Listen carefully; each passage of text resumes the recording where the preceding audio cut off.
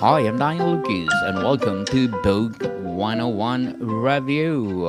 Book 101 is all about the books that I read for the last 40 years, and today I have my special guest. He is a novelist, essayist, poet, journalist, and blogger, no other than Mr. Eric J. Sunshine. Hello. Welcome to Book 101, Mr. Eric, and can you please introduce more about yourself? Okay, well, thank you very much. It's a pleasure to be here with you, Daniel. I've seen a number of your podcasts, and I find your approach very interesting and stimulating. Let me tell you a little bit about myself. Again, my name is Eric J. Sunshine. Thanks for getting my name right before. I appreciate that. Um, I'm a writer. I've been a writer my whole life. I started thinking about being a writer when I was 7 years old and playing a card game called Authors with my parents. I read it, Shakespeare and Dickens and all these other writers at a very early age when I was in grammar school or elementary school. I got involved in writing. I just dedicated my life to writing when I was 14 years old, when a teacher of mine said that my writing was better than Philip Roth, which was very heady praise. It just filled my head and put a lot of dreams in my head. And I just continued to write and write and write and saw myself as a writer, which I think is very important to anyone who wants to do this very difficult thing. You have to really see yourself that way and really enjoy doing it. And, of course, when you succeed at something, it makes you enjoy it. Let's success, as the French say, réussir, ça fait plaisir. When we succeed, it gives us pleasure. And so that's what happened. I got more and more confident about my writing as I went along. I won awards in college. I focused on writing. I focused on English literature and French literature and philosophy. And then I went into the real world. I was in the Peace Corps in Tunisia. The Peace Corps is the American non-military service that goes overseas to teach people skills. In my case, I taught English. Other Peace Corps volunteers teach well digging or agriculture or industry. And then I came to New York, and I basically lived in New York for most of my adult life, just trying to make it as a writer, writing. For a while, I was involved in music. I was a rock and roll songwriter and singer. I played in all the clubs in New York, including clubs now that no longer exist, like Max's Kansas City and CBGB's. And basically, my most recent book, my novel Rocked and Rolled, is in fact a novel about based on my rock and roll experience in the late 70s and early 80s in that new wave New York downtown rock and roll scene, a kind of sordid but very exciting scene. It's a comic novel. It's a historical novel at this point because many of the neighborhoods, many of the lifestyle and the music, they're gone. The writing that the life that I depict in that novel is now a thing of the past. Um, but anyway, and of course, that novel it depicts it tells the story of a young man who wants to make it very badly in the very competitive music world. It follows his disappointments and his triumphs, his schemes and his pratfalls, and of course all the weird and funny people he meets along the way. Um, what Rocked and Rolled, essentially, what is the underlying theme? It's that it's a it's so difficult to make it in music. It's so difficult to succeed in music. Why do people do it? Why does this young man decide to risk everything to to try to become a musical star? And I guess in a larger sense, why does anyone decide to be creative at all? Because all of the creative industries, whether it be writing or art or music or dance, they're all incredibly difficult to succeed in and to be able to make a living in. and yet people do it all the time. And so I would say, Daniel, if there's any coherent thread, if there's any coherent theme that all of my writing is about, it's what I would say is the individual, very small, one person who's trying to succeed in a hostile and incoherent universe, where all the odds are against that person. And that's basically what I write about. That's the theme that's interesting to me. So, Mr. Eric J. Sunshine, thank you so much for sharing your talents to the world. Thank you for all those empowering books. What inspired you to pursue writing as a career or passion? Well, Daniel, I would say that I I was always interested in writing. It was weird. It was almost like it was my destiny, because when I was even 6 and 7 years old, my parents would play with me a game that was a little bit like gin rummy. But instead of having numbered cards and suits like clubs and diamonds and hearts and spades, it had different authors. Like there would be Shakespeare and Melville and Tennyson and Dickens.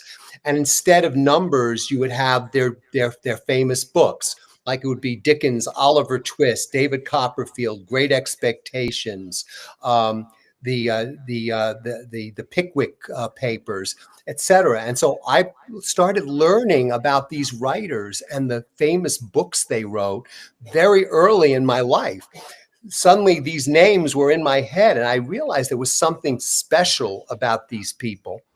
Then my mother bought a set of encyclopedias for my family, and I would read these big books. I would read them. I would read them. I was fascinated by them, and I would especially pay attention to the articles about writers like Shakespeare, Dostoevsky, Mark Twain, and I would read everything about these people, and so that also fueled my interest in being a writer.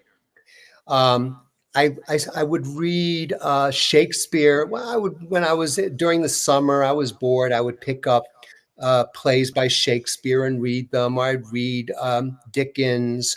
I read David Copperfield, I believe, when I was 10 years old. And that's how I got involved in that as a reader first. And then, of course, I became a writer as I went along. I would write essays for my school. I got very good grades on them. Then I started submitting essays, and they were submitted in my behalf by teachers. I won awards. I won, these contests. My poetry was printed in the Washington Star newspaper down in Washington, D.C., just before I went to college. And so, of course, all of this encouraged me more to become a writer. Then, I hit the real world, and it became very difficult for me to publish my work. It became very difficult for me to get hired as a writer at magazines or newspapers. And so that became a challenge. But I also knew that to be a writer, you have to have real life experience. So I just went along with what the world gave to me. I became a copywriter. I became an ad salesman. I became a cab driver, which gave me a lot of interesting experiences, and of course, interactions with many fascinating and strange people. Put me in danger quite often, which is something that I think writers probably should know about, what it's like to actually be in dangerous situations and be afraid. I think fear, of course, you have to have love and fear. You have to face all of poverty, doubt, uncertainty. These are all real emotions, real powerful forces in our lives, and they make for very good reading. That's what literature is really about, if you think about it. Fear, death, love. These are the main themes. And so that was part of how I fueled my writing passion. Um, I have to tell you that most of my writing, all of my writing, is based on personal experience. I do research, yes, but the research is me, what I've done, what I've seen, and my intention as a writer is always to get readers to see and to experience what I have experienced. I want them, for instance, in Rocked and Rolled, I want them to smell the pizza coming from the pizzeria. I want them to smell the sour milk coming from the garbage cans. I want them to see the blood on the street. And I want them to see the supers hosing down the streets in the morning. I want them to hear the loud music from the clubs and see the bodies dancing and the people drinking at the bars. I want them to feel all of that. And that's my reason for being a writer. I want people to see the truth that I have seen. I want to share that with people. So, what are the biggest challenges in writing a novel from start to finish? Um, I would say the biggest challenge is to get started. And that's whether you're beginning your first book ever or whether you're going from one project to the next. It's very difficult also to know, okay, I've done everything I can with this project. I've written it, it's published, I've been marketing it, I've been promoting it. Now it's time to move on. You don't want to move on too soon. You don't want to just say, okay, I finished that book. Now let's move on to the next one. It's not like an express train, but it is important to begin the next project and to get started that's very difficult because it's almost like you're always climbing a mountain. Every book, every project is like climbing a mountain or a hill. It's a hill if it's an article or a short story, and it's a mountain if it's a novel. And you know you're going to be committed to it. Once you get involved in the novel, it's fantastic because it gives you something to look forward to every day. You know exactly what you're going to do. It gives you a structure in your life. It's like being on an ocean voyage, you know. It's very comforting in a way because you're in the middle of this project, you're in the middle of this new world that you're creating, and everything else doesn't matter. But beginning is hard. Once you're on the voyage, once you're out at sea, it's easy, but it's getting started. And then, of course, finishing is not easy either because there's always a doubt. There's always a feeling of grief almost that you're about to send this thing that you've worked on, this child, if you will, out into the world. When the book is on your desk or on your laptop or on your desktop, it's yours. You can still do anything you want. You have all the freedom and you have all the power. But once that book is published, Daniel, it belongs to everybody else. You have no more say. Then the reader becomes the boss. The reader has the power. It becomes a question not of creation, but interpretation. And interpretation is what the reader does. The writer, look, as a writer, I can interpret my work many, many times because I've also studied criticism. I know about literary criticism. I've been a critic myself, but I know that it's meaningless. When you're the writer, you can't criticize. You can't be your own critic. You depend on the world. You depend on the readers to be your critics. So, Mr. Eric, as an essayist, what makes a great personal or persuasive essay? Oh, I'm glad you asked that. You know, I feel that the essay for me is very special because that was my rescue. That was my rescue rope. That was the form of writing that brought me back into creative writing. I was working in advertising for a long time, and there was a time when I didn't think I'd ever get back to writing novels or short stories or essays or anything. But at some point, I was working long hours. I was sitting at my desk waiting for the ads to come back to me with corrections. And at that point, I started having ideas and I started writing them down. And then I started organizing and developing the ideas. And poof, presto, I had an essay. And I love essays because I studied one of my favorite writers of all time was Michel de Montaigne, the great French essayist who in fact invented the modern essay. I love the idea of a guy, of a person just sitting there in his at his desk and writing about thoughts and feelings that come to him and developing those in a kind of, it's almost like a sonata in music. It's just, you've got one instrument and it's your own mind and you're just inventing. You take an idea and you invent based on that idea.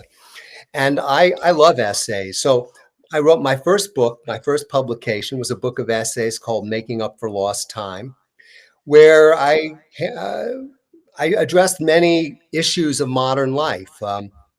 One of my favorites was about having a new leather jacket, and going to work in the leather jacket and being, so wondering whether I should wear it or not, what it was going to be like, and whether it was going to get dirty, and then walking on the street and suddenly a bird drops some feces on my leather jacket, and going through all of the,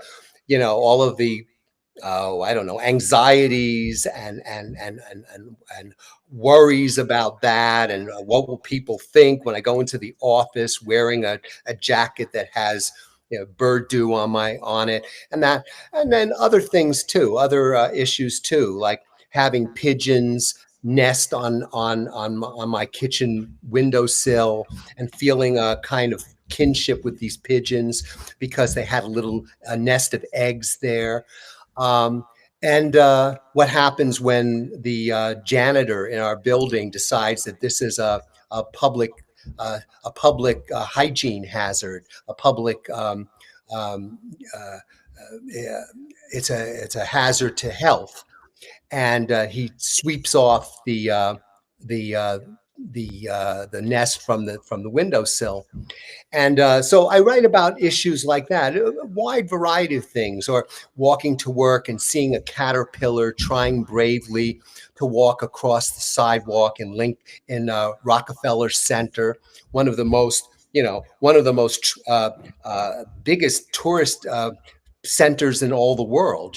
Very little greenery, very little parkland. It's just a few shrubs here and there, a few hedges, but mostly concrete. And I saw this little creature, and this little creature was just trying to make it in a very tough human world.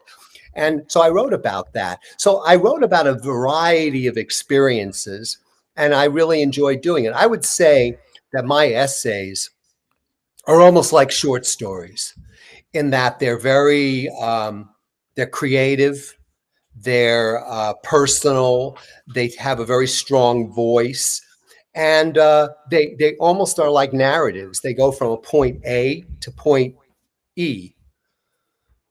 I also like to be philosophical in my essays. I always bring up a particular issue, if you will. For instance, I wrote one about a man going for a mammogram, which is to test if somebody has a tumor on their chest. And I talk about the various perspectives on this, like the doctor who's actually looking for a tumor, and then of course how the patient feels, fear and concern over this. And I like to see everything. The essay is a great is a great literary art form for expressing and developing ideas, developing points of view, and also developing philosophical ideas. And that's what I do with my essays. So, Mr. Eric, what will be your advice for those aspiring writers out there? Want to be a writer or I something think else? that's a great question. I would say I think I said it a little bit before, but I'm going to reiterate it because it's an important point. If you want to be a writer, uh, it's really a good idea to start young. What do I mean? Back in the days when people basically learned a trade, back in, let's say, the early part of the 18th, 19th century, even before that, if you wanted to be a baker, you were apprenticed to a baker. You learned how to be a baker from the time you were 14 years old, and you learned your trade until you were 21, and then you were qualified to become a baker on your own. Or like Ben Franklin, apprenticing as a printer's assistant. He apprenticed for his brother in Boston, and then he became an apprentice when he came to Philadelphia before he became a printer on his own and started his own business. Well, I think that today, in a way, you have to be very similar. You have to start off at a young age deciding this is what I want to do with my life. And then you have to take all the steps necessary. What are those steps? You have to read, because how are you going to know what kind of writing you want to do? How are you going to know how the best writers write? What kind of writing you admire and what kind of writing you want to do? How you want to express yourself? You learn vocabulary, you learn syntax, the sentence structure from reading other writers. You learn about narrative, all the different kinds of storytelling you can do. And then once you do all of that, I mean, and the university is a great place to learn a lot of these aspects of writing. You have to do a lot of writing. You have to write everything. You mentioned I write blogs. I have written 235 essays on LinkedIn Pulse. I have a blog there. I've done this since 2014. So over 10 years, I've written over 235 essays, and anybody can read them. I'm not trying to sell them. I write because for me, it's like the way a tennis player practices or the way a hockey player practices. For me, I just do it every day. I do it. I don't care whether I'm writing a poem or an essay or a book review, or I post opinions on Facebook or LinkedIn. I write all the time. Everything that I write, it's always got to be my best. I don't just write, just little, I don't just write little comments that have lots of typos and verbs that are not in the right number. I do everything. Everything I write is at the same high level because I take pride in my writing, and that's how I represent myself. And I think every writer has to do that. Every young writer who wants to be a writer, everything you don't just write like people text, where you leave out words and where you leave out tenses and you just try to get by on approximation. No, be precise. Always be as precise as you can. Also, because you never know when that writing you've done is going to come back. You don't want somebody one day to say, "Oh, look what you wrote," and to be terrible, mishmash of things. You want it to always be excellent. So, Mr. Eric, to sum up our discussion or episode, what are your short term and long term goals in writing? What are my short term? Well, my short term goal, Daniel, is to get my next book done, which will be very soon. I have a book of essays on cultural issues, film, arts, writing, television, and that'll be published at the beginning of 2025. So that's my next, and that'll be a book of essays. So that's my short-term goal. My long-term goal is I have another novel after that that I want to do, that I want to have published. I have several books of shorter fiction that I want to have published. Um, I would like to fill a bookshelf of my work, and I feel that I already have a good start on that, but I would like to be able to continue. Of course, some of this is out of my control. None of us knows how long we have on this earth.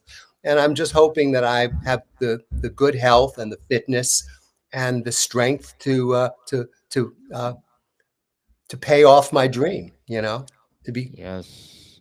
Good luck for your goal, Mr. Eric J. Sonnenschein, and thank you so much for empowering us.